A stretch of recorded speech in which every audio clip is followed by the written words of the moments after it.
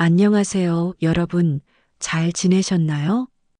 오늘 제가 들려드릴 이야기는 결혼 30주년 기념 여행을 떠난 한 부부와 여행지에서 만난 한 모녀의 이야기입니다.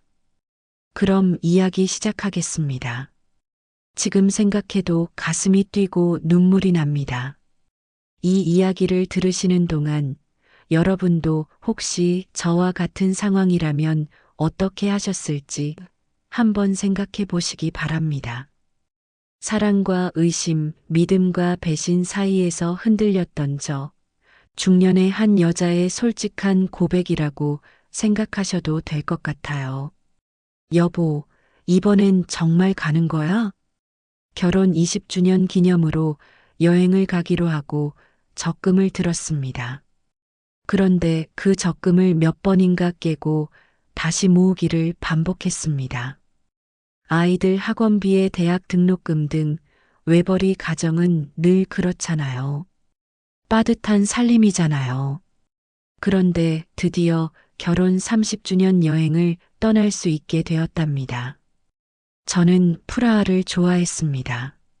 늘 틈만 나면 언제 프라하에 가보나 그랬거든요.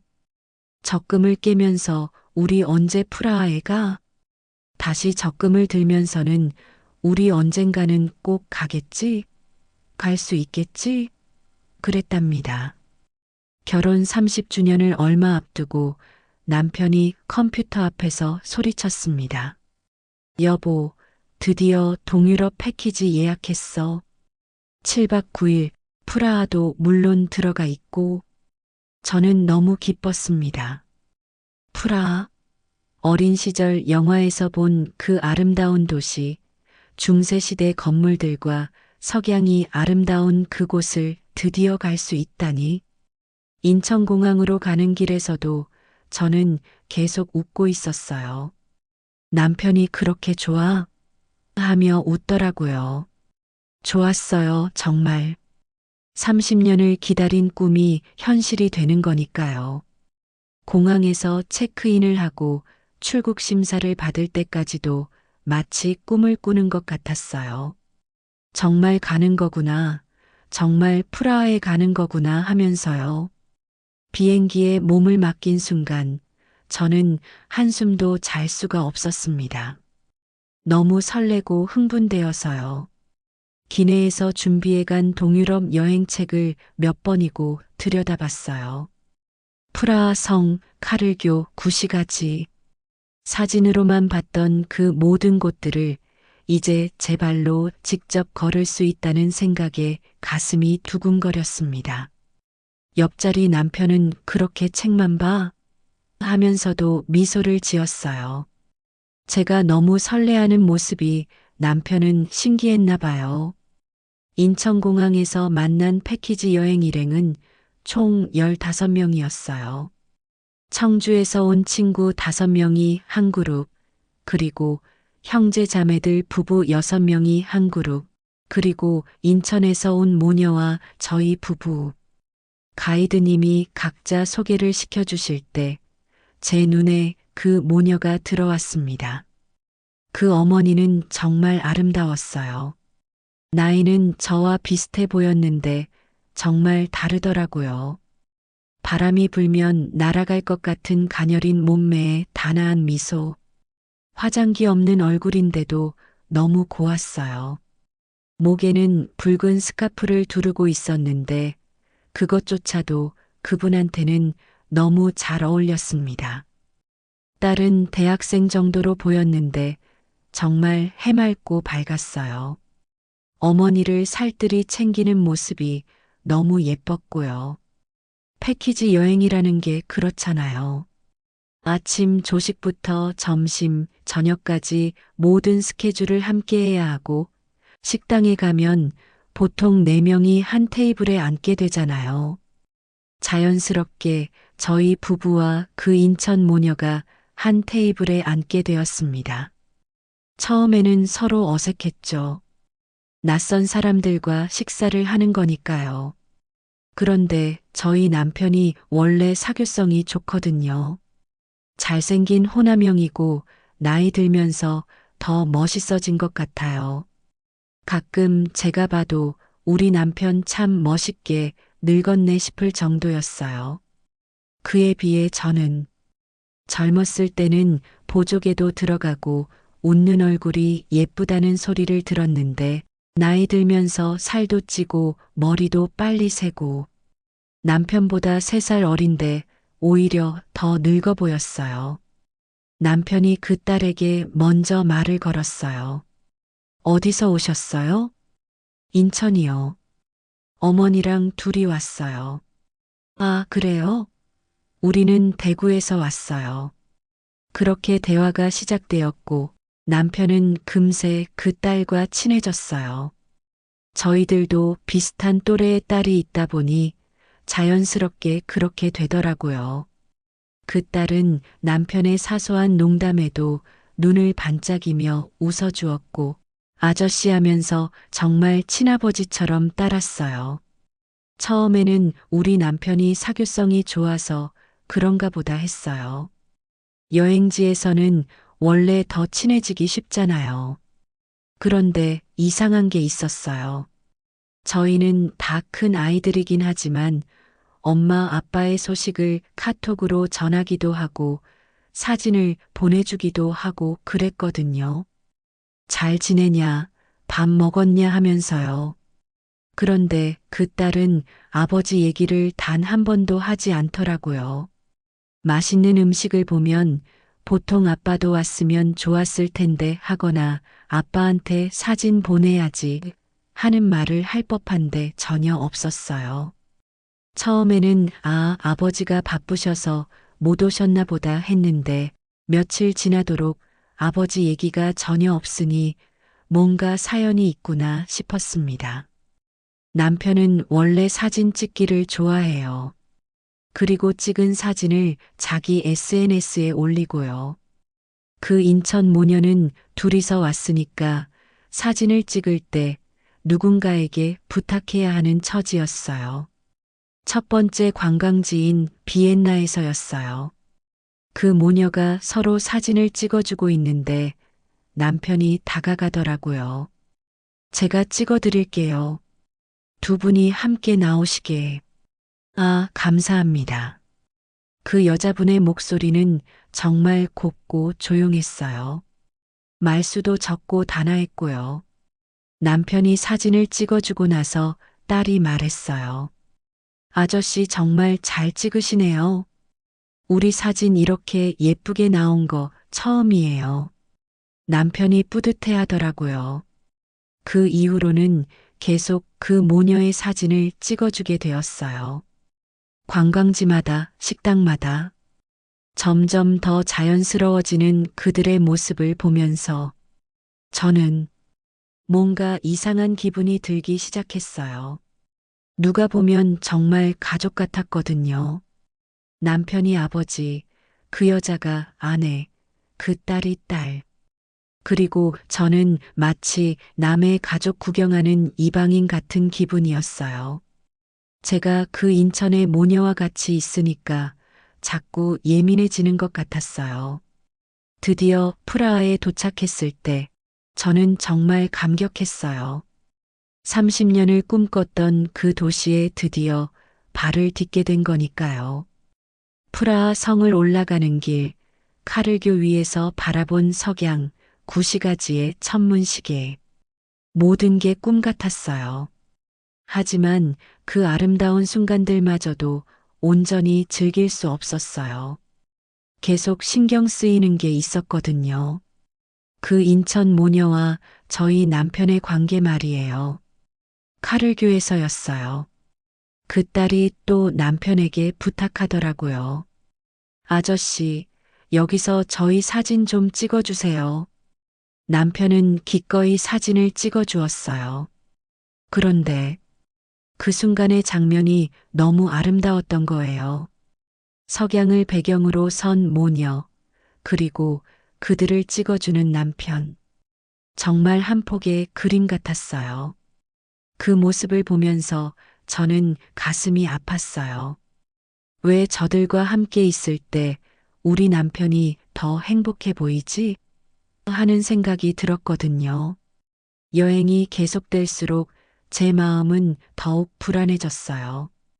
아침 식사 때 저는 보통 늦게 내려가거든요. 화장하고 옷 입고 하느라.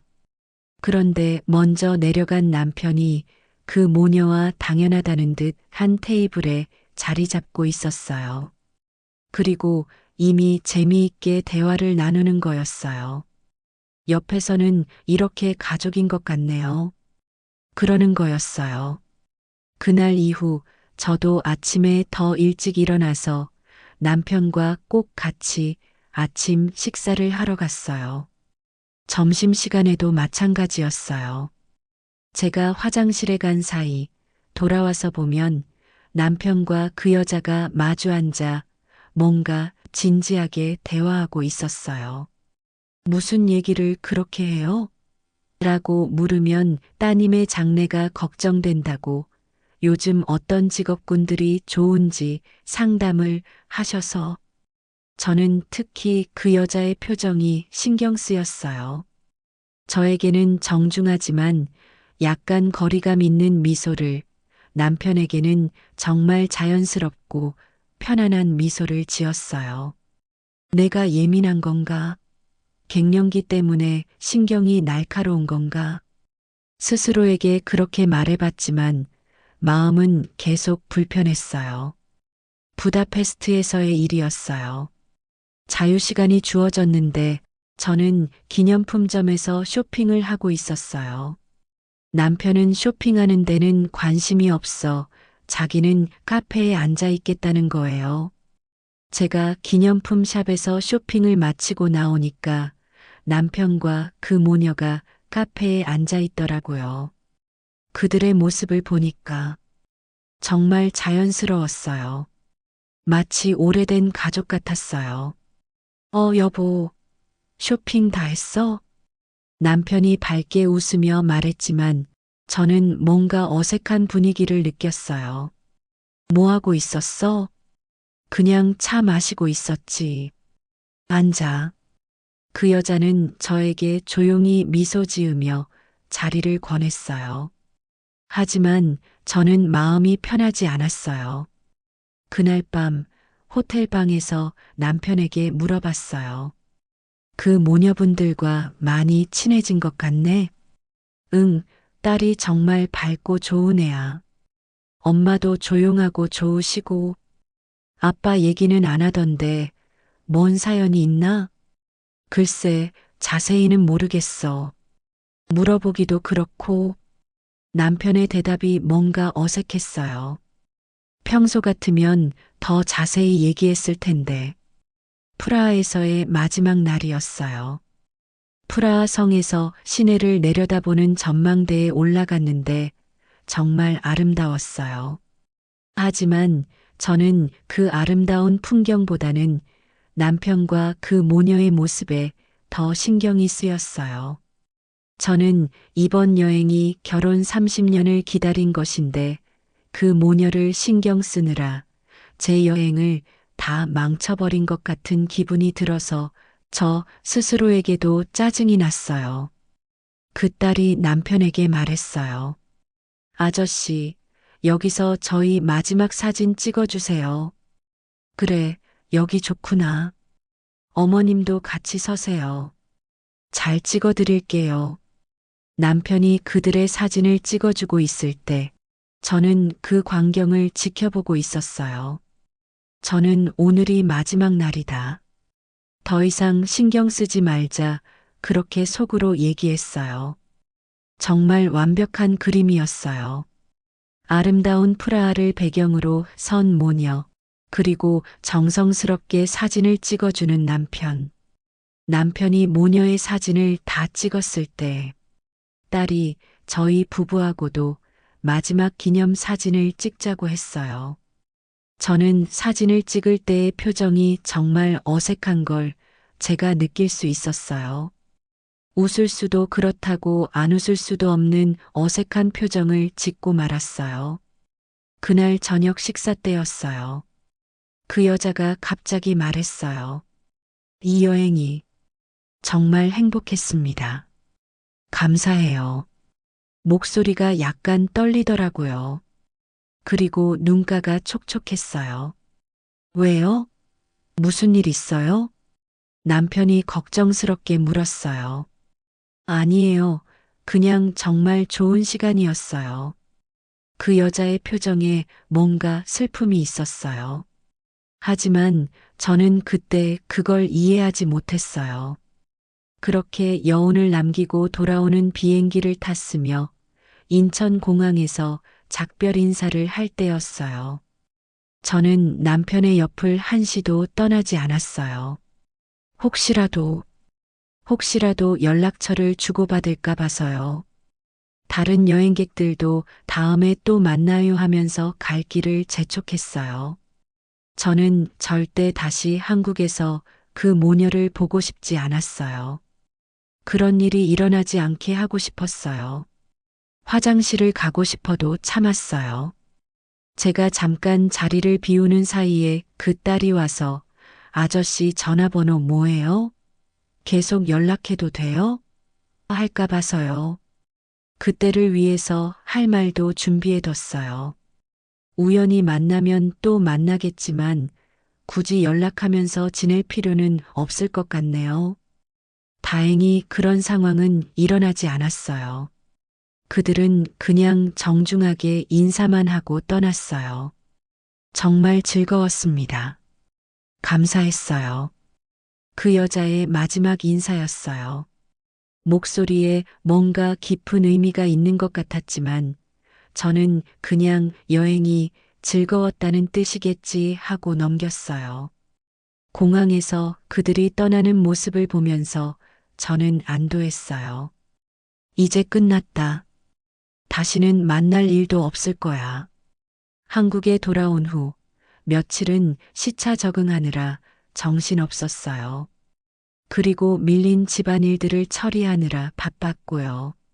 하지만 가끔씩 그 인천 모녀 생각이 났어요. 특히 그 여자의 마지막 표정이요. 뭔가 슬펐던 그 눈빛이 자꾸 생각났어요. 남편은 여행 사진들을 정리해서 앨범을 만들었어요.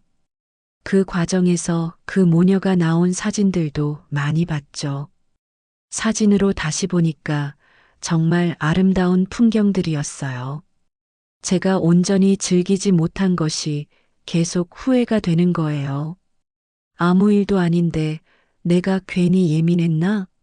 아무 일도 일어나지 않았는데 왜 내가 그렇게까지 신경을 쓰고 여행을 망쳐버렸나 안타까워했습니다. 그리고 그 모녀도 정말 좋은 분들이었고요. 내가 너무 예민하게 반응했나? 조금씩 후회가 되기 시작했어요. 좋은 분들과 좋은 인연을 만들 수 있었는데 저 혼자 경계하고 있었던 건 아닌가 하는 생각이 들었거든요. 하지만 그것도 잠시였어요. 일상이 계속되면서 그 기억들도 점점 흐려져 갔어요. 한 달 정도 지난 어느 날이었어요. 남편이 또 출장을 간다고 했어요. 이번엔 어디야? 부산이야. 3박 4일. 또 부산이야? 응, 새로 맡은 프로젝트 때문에. 남편은 출장 준비를 하면서 저에게 부탁했어요. 여보, 휴대폰 사진 좀 정리해 줄래? 너무 많이 쌓여서 용량이 부족해. 저는 남편의 휴대폰을 받아서 사진들을 정리하기 시작했어요. 여행 사진들도 있고, 일상 사진들도 있고, 그런데 지난 부산 출장 사진들을 보다가 제 손이 멈췄어요. 카페에서 찍은 풍경 사진이었는데, 창가에 앉은 한 여자의 뒷모습이 보이더라고요. 어디서 본 것 같은데? 자세히 보니까 그 실루엣이 낯익었어요. 7박 9일 동안 지켜본 그 모습과 너무 비슷했어요. 설마, 설마 그 여자? 하지만 뒷모습만으로는 확신할 수는 없었어요. 얼굴이 명확히 나오지는 않았지만 그 실루엣, 그 느낌이 자꾸 그 여자를 떠올리게 했어요. 심장이 쿵쾅거리기 시작했어요. 분명 인천에 산다고 했는데 왜 부산에? 그 여자가 아닌가? 그 여자가 부산에, 그것도 남편 출장에서 찍은 사진에 나올 리가 없잖아. 그렇게 생각했습니다. 이번엔 좀 길어질 것 같아.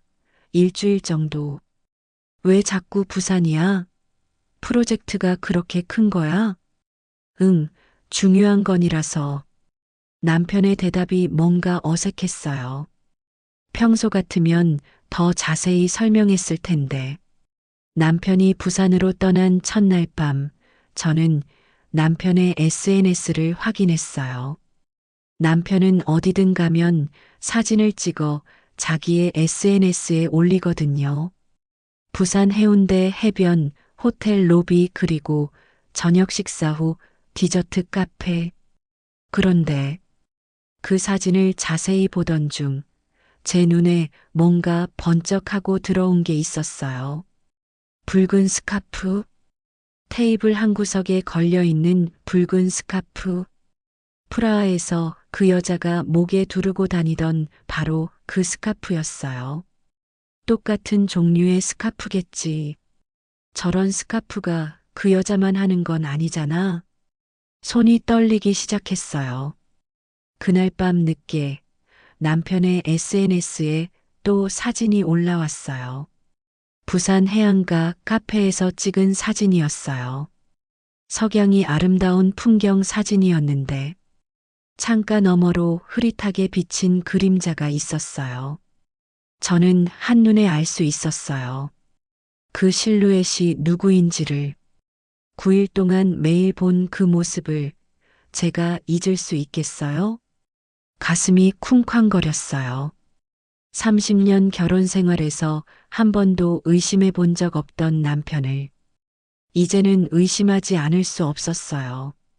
정말 그 여자가 부산에 있는 걸까? 정말 우리 남편이나 몰래 만나고 있는 걸까? 직접 부산에 갈 수는 없었어요. 간다고 해도 부산의 지리를 모르는 제가 가서 무슨 소용이 있겠나 싶었습니다. 하지만 진실을 확인하지 않고서는 견딜 수가 없었습니다. 그래서 부산에 사는 제 친한 동생 미경이에게 전화를 했어요. 부산 토박이어서 부산의 모든 것을 다 안다고 해도 과언이 아닌 동생이었어요. 미경이가 사는 곳이 해운대에서 멀지 않았습니다. 미경아, 갑작스럽게 미안한데 부탁이 하나 있어. 뭔데? 무슨 일이야, 언니? 자세한 얘기는 나중에 할게. 지금 급해서 내가 사진 하나 보낼 테니까 이 장소 좀 가봐 줄 수 있어? 갑자기 왜? 무슨 일인데? 제발, 나중에 다 얘기해 줄게. 지금은 정말 급해. 제 목소리가 떨리고 있었나 봐요. 미경이가 걱정스럽게 물었어요. 그냥 이 장소에 가서 혹시 우리 남편이 있는지 봐줘. 미경이는 더 이상 묻지 않고 도와주겠다고 했어요. 남편의 SNS 사진을 스크린샷해서 미경이에게 보냈어요. 여기야. 해운대 근처 카페 같은데. 알겠어. 지금 가볼게. 1시간 후 미경이에게서 전화가 왔어요. 갔다 왔는데 아무도 없어. 언니 남편은 없었어. 그래. 정말? 응. 언니 정말 괜찮아? 목소리가 이상해. 괜찮아. 고마워. 다행이라고 생각해야 할까? 실망이라고 생각해야 할까? 복잡한 마음이었어요. 그날 남편에게 전화를 걸었어요. 어디서 묵고 있어? 호텔이야. 왜? 호텔 이름이 뭐야? 남편이 호텔 이름을 알려줬어요. 정말 혼자 있는 건가? 내가 너무 예민하게 생각하는 건가? 다음 날 저녁이었어요. 저는 집에서 저녁을 차려놓고 혼자 먹고 있었는데 미경이에게서 연락이 왔어요. 언니, 어제 그 일 때문에 계속 신경 쓰여서 오늘도 한번 가봤어. 어디를? 어제 그 카페 말고 오늘 오빠가 SNS에 올린 카페를 가봤어. 제 심장이 떨리기 시작했어요. 그래서 언니, 사진 하나 보낼게. 보고 연락해. 잠시 후 제 휴대폰으로 사진 한 장이 도착했어요. 사진을 열어보는 순간 저는 숨이 막혔어요. 식당 창가 테이블에 앉아 있는 두 사람. 남자와 여자. 남자는 분명히 우리 남편이었어요. 여자는 단발머리에 수척한 얼굴, 그리고 목에는 어김없이 붉은 스카프를 두른 채였어요. 프라하에서 봤던 그 단아하고 고운 모습은 온데간데 없고 많이 야위어 보였지만 분명히 그 여자였어요. 제 손이 떨렸어요. 휴대폰을 놓칠 뻔했습니다. 30년 결혼 생활이 무너져 내리는 소리가 들리는 것 같았어요. 미경이에게서 다시 전화가 왔어요. 언니, 괜찮아? 미경아, 그들이 뭐 하고 있었어? 그냥 조용히 얘기하고 있었어. 그런데 언니, 그 여자는 가끔씩 눈물을 닦기도 했어. 언니 남편도 얼굴이 좋지는 않아 보였고, 얼마나 있었어? 1시간 정도? 그런데 대부분 그냥 조용히 앉아 있었어. 많이 얘기하지는 않았어. 전화를 끊고 나서 저는 한참 동안 그 사진을 바라봤어요. 정말일까? 정말 우리 남편이 나 몰래? 그날 밤 저는 잠을 한숨도 자지 못했습니다. 30년 동안 함께 살아온 남편. 한 번도 의심해 본 적 없던 남편이 나 몰래 다른 여자를 만나고 있다니. 그런데 이상했어요. 화가 나는 것보다는 슬픔이 더 컸어요. 내가 뭘 잘못했을까? 내가 살이 쪄서? 내가 늙어서? 내가 매력이 없어져서? 거울을 보니까 정말 초라한 모습이었어요. 그 여자와 비교하게 되었어요. 가녀리고 단아하고 아름다운 그 여자와 그 여자가 뭐가 그렇게 좋은 거지? 나보다 뭐가 나은 거지? 질투와 분노, 그리고 슬픔이 뒤섞였어요. 하지만 동시에 의문도 생겼어요. 그런데 왜 그 여자가 슬퍼 보인다는 걸까? 미경이 말로는 많이 아파 보인다고도 했는데, 출장을 마치고 돌아온 남편을 보는 제 마음은 복잡했어요. 평소 같으면 반갑게 맞았을 텐데, 이번에는 그럴 수가 없었어요. 출장 어땠어? 힘들었어. 일이 생각보다 복잡해서 남편의 표정에서 뭔가 무거운 기색을 느꼈어요. 평소와는 다른 모습이었어요. 저녁을 차려놓고 마주 앉아서 저는 떨리는 마음으로 말했어요. 여보, 할 말이 있어. 뭔데? 이거 뭐야? 미경이가 보내준 사진을 남편 앞에 내밀었어요. 남편의 얼굴이 순간 굳어졌어요. 그리고 잠시 눈을 감았다가 깊은 한숨을 내쉬었어요. 어떻게? 이게 뭐냐고. 제 목소리가 떨리고 있었어요. 남편의 목소리 또한 떨리고 있었습니다. 여보, 오해하지 마. 당신이 생각하는 거 그거 아니야. 그럼 뭐야? 뭐가 맞는 거야? 그분이 큰 병 진단을 받으셨어. 뭐? 갑작스러운 말에 저는 당황했습니다. 나도 2번 만난 게 다야. 이번 출장 가서 잠깐 만난 게 진짜 다야. 2번 만났다며? 지난번 출장 가서 만났는데 부산에 올 일 있으면 꼭 연락을 해달라고 했어. 주고 싶은 것이 있다고. 그래서 이번에 다시 만난 거야. 부산이 친정인데 내려와 있다고 해. 그리고 남편의 목소리가 더욱 떨렸습니다. 마지막으로 인사하고 싶다고. 마지막이라니? 무슨 말이야? 많이 아프시대. 남편의 말에 저는 말문이 막혔어요. 그럼 어떻게 연락처를 알고 당신한테 연락한 거야? 나한테 연락하면 되지. 왜 당신한테? 남편이 설명했어요. 여행사에 연락했대. 그런데 개인정보 보호 때문에 연락처를 알려주지 않더래. 그래서 우리 팀을 맡은 가이드한테 사정했다고 해. 가이드는 팀을 꾸려 유럽을 돌고 있는 중인데 본사에 아는 사람한테 자기 책상 위의 서류에서 지난 예약자 중 내 연락처를 좀 찾아봐 달라고 부탁했다고 해.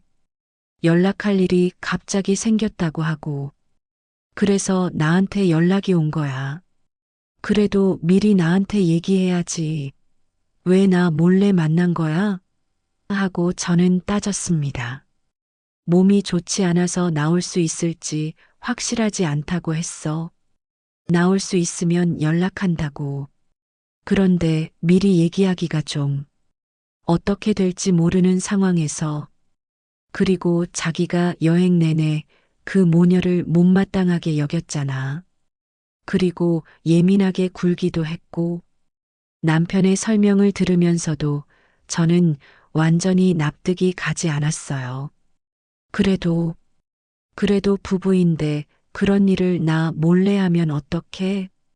남편이 자리에서 일어나더니 가방 속에서 봉투 하나를 꺼내왔습니다. 참 이거 전해달라고 하셨어.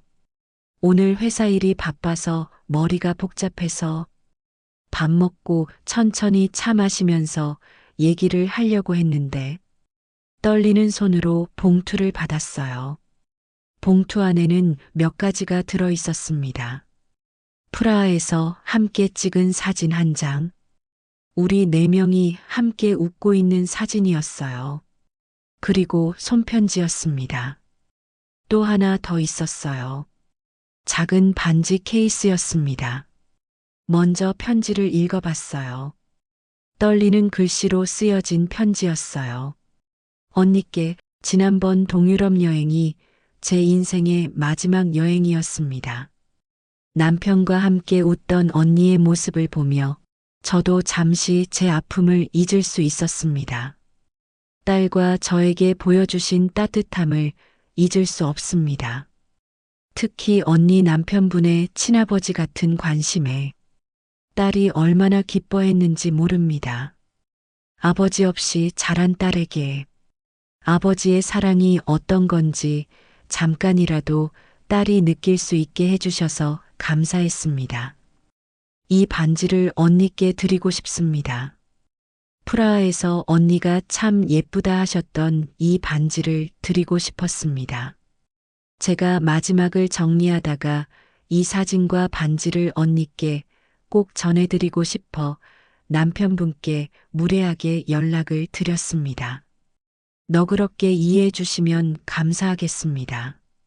언니 여행 같이 해서 반가웠고 덕분에 정말 행복한 마지막 여행이었습니다. 김영희 올림.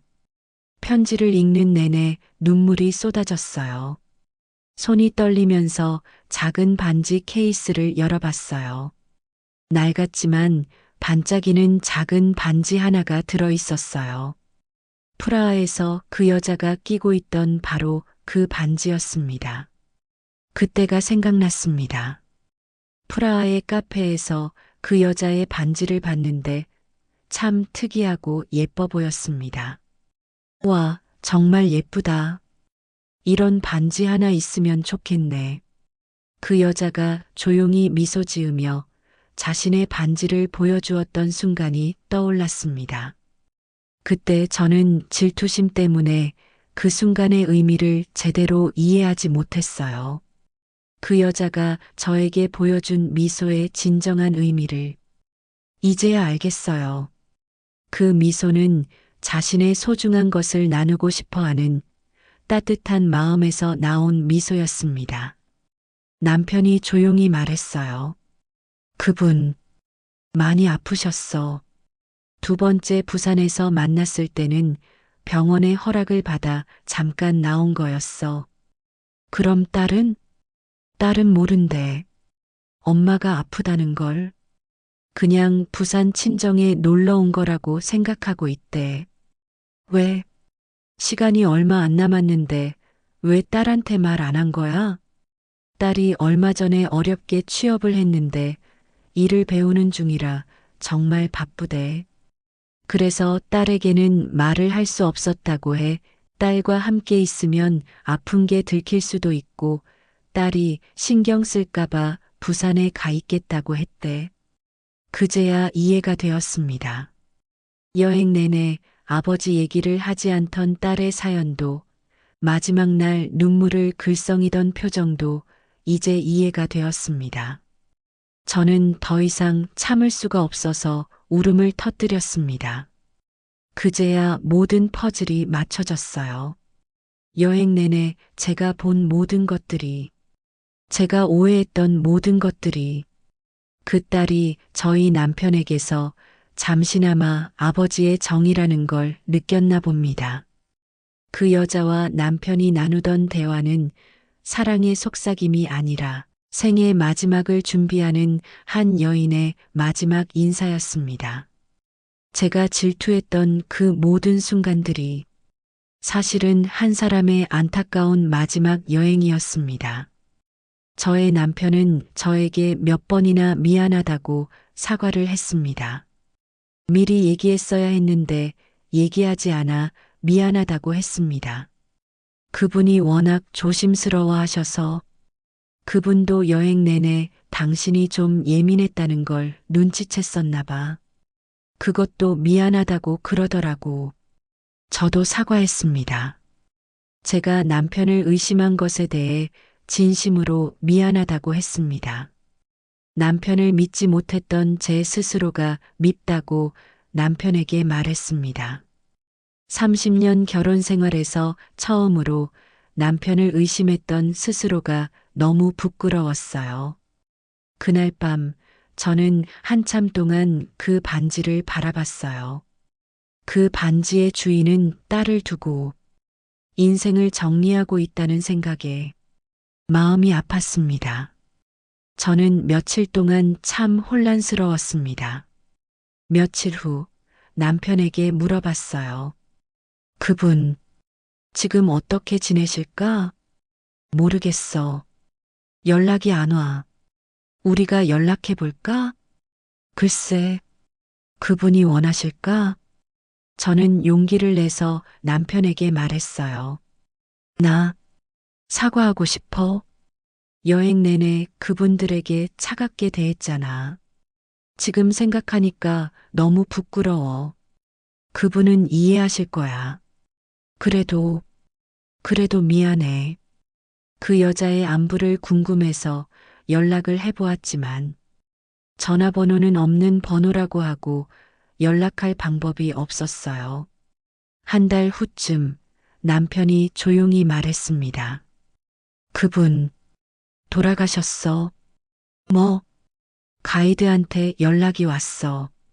가이드분도 궁금해서 연락을 했는데 전화를 다른 사람이 받았대. 그리고 그 전화 주인은 얼마 전에 하늘나라로 갔다고 했대. 그 순간 제 가슴이 무너져 내렸어요. 딸은 마지막에야 알았대. 그것도 며칠 전에야. 저는 한참 동안 말을 할 수 없었어요. 장례식은 조용히 치렀대. 그 여자의 마지막을 생각하니 너무 슬펐어요. 딸을 남겨두고 가는 길에 발걸음이 떼졌겠나라는 생각을 하니 눈물이 앞을 가렸습니다. 저는 그 반지를 볼 때마다 그 여자의 마지막 미소를 생각하며 그분을 위해 기도했습니다. 그런 사건들이 있고 난 후 저는 일상의 소중함을 더욱 깊이 느끼게 되었어요. 아침에 남편이 다녀올게 하고 나갈 때, 저녁에 다녀왔어 하고 들어올 때, 그런 평범한 순간들이 얼마나 소중한지 알게 되었어요. 함께 밥을 먹고, 함께 TV를 보고, 함께 잠자리에 드는 그런 당연한 일상들이 얼마나 큰 축복인지. 그 여자는 그런 일상을 더 이상 누릴 수 없게 되었지만 저희는 여전히 함께 있으니까요. 그것만으로도 감사한 일이에요. 6개월 후 뜻밖의 편지 한 통이 집으로 배달되었어요. 보낸 사람은 그 여자의 딸이었습니다. 편지를 열어보니 이런 내용이 적혀 있었어요. 안녕하세요. 프라하에서 만났던 딸입니다. 어머니가 돌아가시기 전에 남기신 일기장을 발견했어요. 그 안에 프라하 여행 이야기가 자세히 적혀 있었어요. 어머니는 그 여행을 인생 최고의 선물이라고 하셨어요. 특히 아저씨가 저를 친딸처럼 예뻐해 주셔서 너무 행복하셨다고. 그리고 아주머니의 반지 이야기도 적혀 있었어요. 어머니가 그 반지를 아주머니께 드리고 싶어 하셨던 이유를 이제야 알겠어요. 아주머니가 아저씨와 함께 웃는 모습을 보면서 어머니 자신이 꿈꿨던 행복한 모습을 봤다고 하셨거든요. 제가 너무 늦게 어머니의 병을 알게 되었어요. 제 일을 하겠다고 엄마를 너무 혼자 많이 두었어요. 엄마를 처음엔 많이 원망했어요. 그런데 씩씩하게 잘 극복하고 잘 이겨보려고 합니다. 어머니에게 마지막 행복을 선물해 주신 두 분께도 정말 감사해요. 기회가 되면 꼭 한번 인사드리고 싶어요. 수연 올림. 그 편지를 읽고 저는 또 한참을 울었어요.